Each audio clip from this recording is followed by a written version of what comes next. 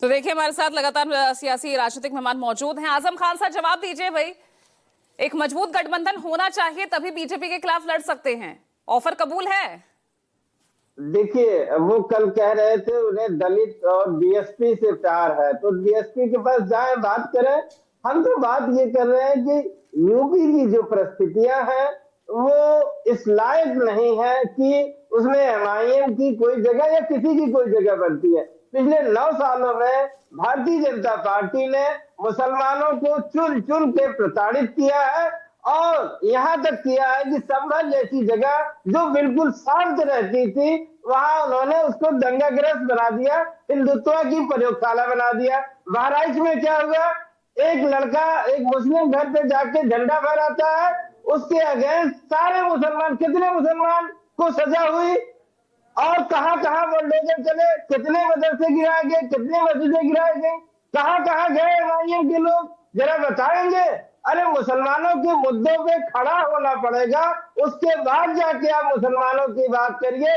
सिर्फ भड़काऊ बयान से अगर काम तो चलाना यही तो वैसे साहब के मुद्दे भी हैं ना, तो साथ ले लीजिए।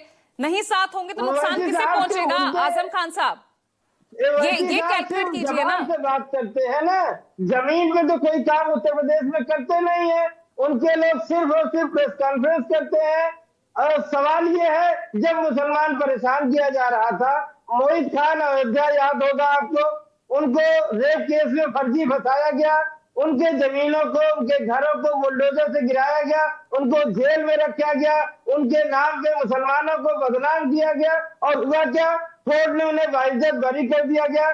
जो मुसलमानों को 9 सालों में जमीन पे ढकेला है, बदनाम किया है, उसमें एमआईएम का क्या रोल रहा? एमआईएम तो भाजपा के साथ ठीक ही है, खड़ी जवाब है। दीजिए आदिल साहब, जवाब दीजिए। जमीन पर आप काम नहीं करते हैं। मैडम, असल बात अखिलेश भैया लंदन घूम के आते हैं ना, इसलिए इनको नहीं दिखता है। पूछिए कि अखलाक के घर में कौन गया था, पूछिए कि संभल में कौन खड़ा था, पूछले अखिलेश जी को रिवर फ्रंट का जांच बीजेपी नहीं करा रही है तो अखिलेश यादव मुसलमानों के मुद्दे पे नहीं बोलते हैं। आजम खान के साथ कौन खड़ा था, आप ही बतलाइए। जब दलितों के साथ मुसलमानों के हाथरस पे कौन बोला? वो लड़की आफरीन जो थी जिसका घर बुलडोजर इलाहाबाद में करा दिया गया, उस पर कौन बोला? सबसे ज्यादा तो हम ही पहला बोलते हैं। दारुसलाम से एक आवाज निकलती है, बैरिस्टर असदुद्दीन ओवैसी साहब, जब भी मुसलमानों पर, दलितों पर, पिछड़ों पर हुआ तो एक आवाज निकलती है। हम तो सबको लेकर चलना चाहते हैं। ये टारगेट कीजिएगा तो फिर अखिलेश यादव जी के लोग को बतला रहा हूं, फिर तेजस्वी यादव बनने में दूर नहीं लगेगा।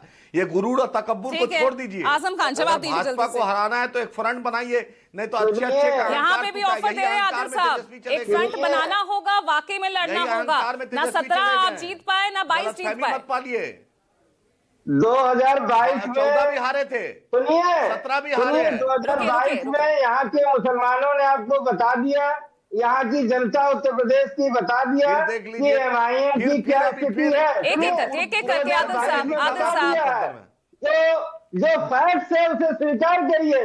उत्तर प्रदेश की परिस्थितियां, उत्तर प्रदेश के मुसलमानों की जो परेशानी है, उसका हल एमआईएम के पास नहीं है और एमआईएम सिर्फ उन्माद फैलाने का काम कर रही है। जमीन पे जो लोकतंत्र को, संविधान को मजबूत करने का काम है, वो काम नहीं कर रही है।